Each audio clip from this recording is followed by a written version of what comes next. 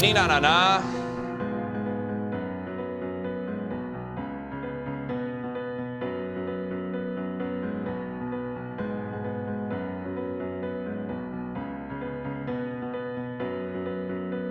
Saturday news, so I thought I'd do a song. Cringe and lazy, they're getting old and rhymes are harder than you think.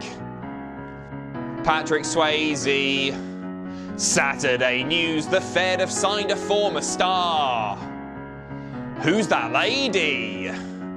Contract update on a legend with a mask. Little Ray.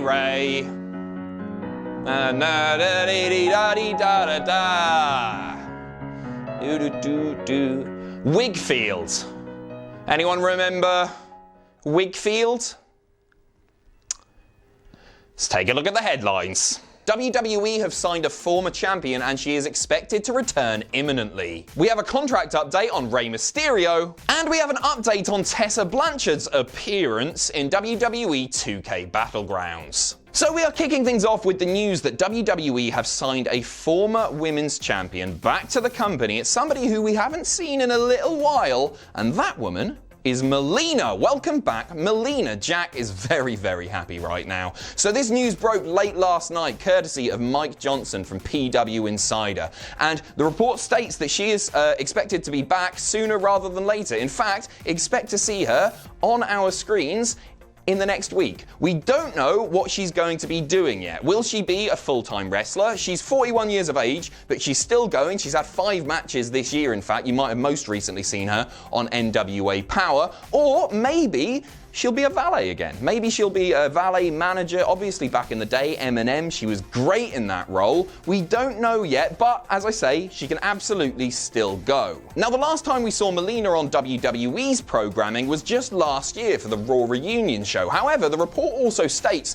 that WWE did try to bring her in for this year's the 2020 Royal Rumble, but they were unsuccessful in doing so. The first go around, Melina was there for some time. She made her main roster debut in 2005.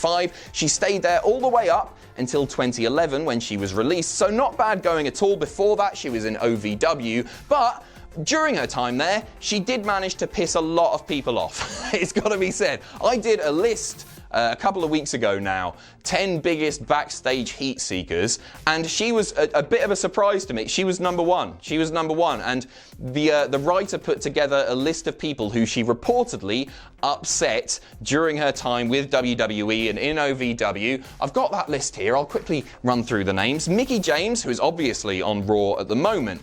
Lita, Sharmell, Candice Michelle, Maria Kanellis, Brooke Adams, Taryn Terrell, Angelina Love, Trish Stratus, Curly, Mo, and Larry. So a lot of people didn't like her, but hey, that was a long time ago. I'm sure things will be absolutely fine for her now. Personally, where would I like to see her?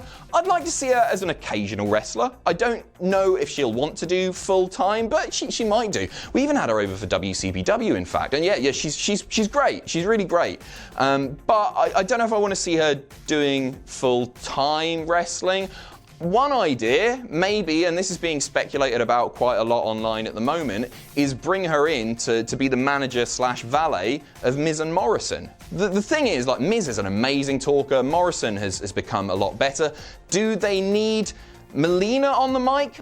No, not really. She can cut a decent promo, but even if she's just with them coming to the ring, maybe there's some 6-man tags that, the obvious one, in fact, is, I know Mandy's on Raw at the moment, but Heavy Machinery and Mandy versus Miz, Morrison, and Melina. That could work, a sort of Eminem 2.0. I mean, Miz, Eminem, it works, sort of. No, it doesn't.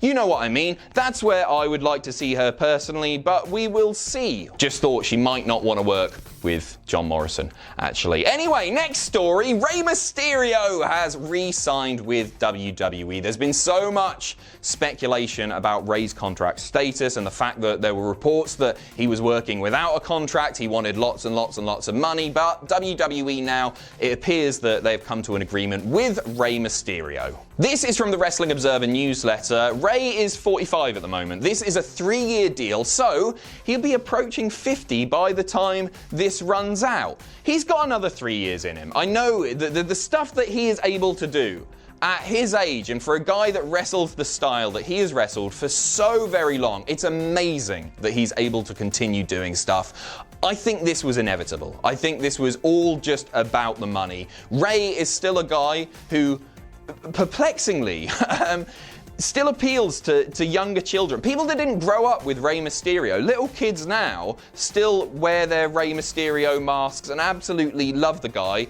despite the fact he's almost a geriatric at this point, let's face it. No, he's fantastic, and the fact that Dominic is there and doing amazing things over on Raw, and if reports are to be believed, is viewed as one of Raw's top baby faces, then, I mean, Rey's, of course he's going to want to stay there with Dominic. It would really harm Dominic, you've got to imagine. I know he's great in the ring, but part of his appeal is the fact that he's the son of Rey Mysterio, and there's that bond there and everything.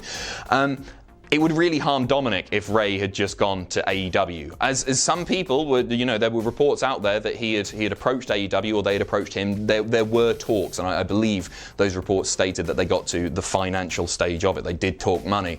But WWE, it feels like his home now. I know he didn't start there or anything, but he's had his greatest success without a doubt in WWE. He's still putting on great matches. I'm absolutely buzzing that he's re-signed. I hope he's made loads and loads of money, because after this 3 years, that could be it for Rey. And I'm sure he'll transition to some other role in wrestling, because he's got so much to give. The greatest cruiserweight of all time, as far as I'm concerned. And if he became backstage agent, producer, whatever, like the knowledge that he has, the wealth of experience that he could pass on to younger guys, he's a guy that you want to keep in your company for sure. Next up, an update on one of the weirdest stories from the wrestling world this week. Don't worry, it doesn't involve Marty Jannetty. This one is Tessa Blanchard's appearance in 2K's new WWE video game, WWE Battlegrounds. And it was a weird one, so she, or an artist's interpretation, I guess, of her appeared on one of the menu screens in the game, and it all kicked off.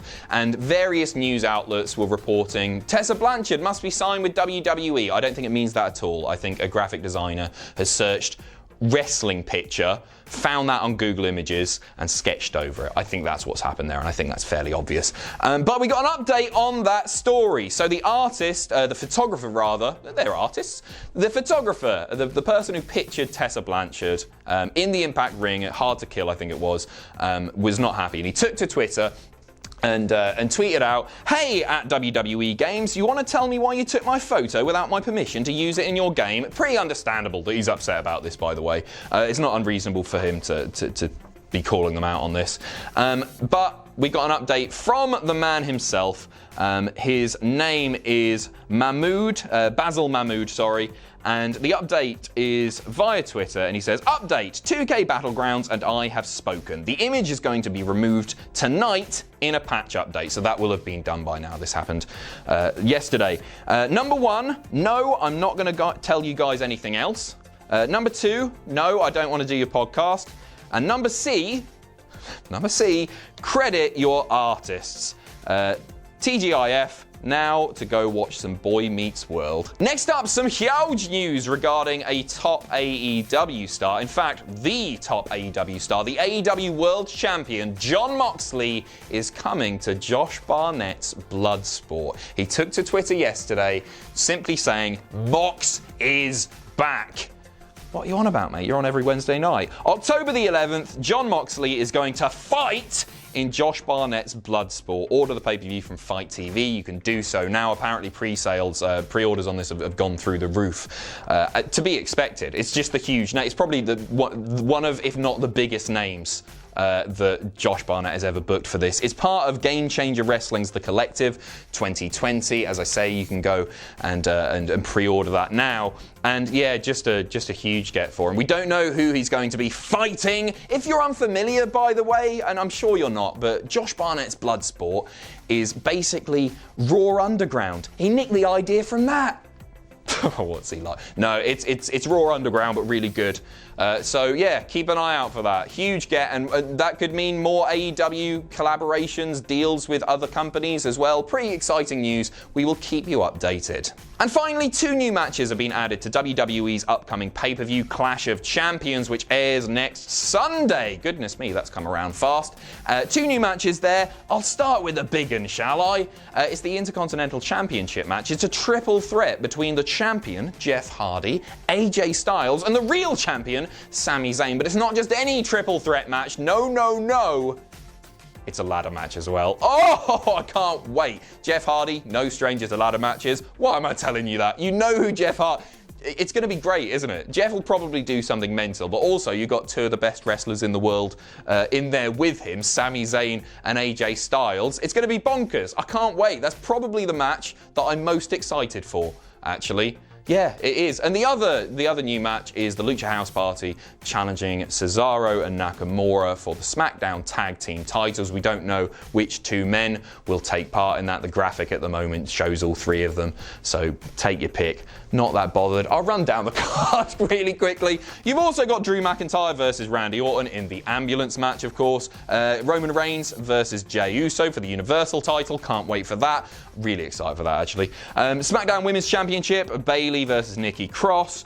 And the Women's Tag Team titles, Nia Jax and Shayna Baszler versus the Riot Squad. That's your lot. I actually think that's shaping up to be a pretty decent pay-per-view. Oh, before I go, I wasn't going to cover it as a proper news thing because I know a lot of you don't care and hate him, but Dave Meltzer gave 5 stars to the main event of this week's AEW Dynamite. It's AEW Dynamite's first 5-star match. So Santana and Ortiz versus the Best Friends. Fair play to you, lads. I don't know if they care either. You probably don't.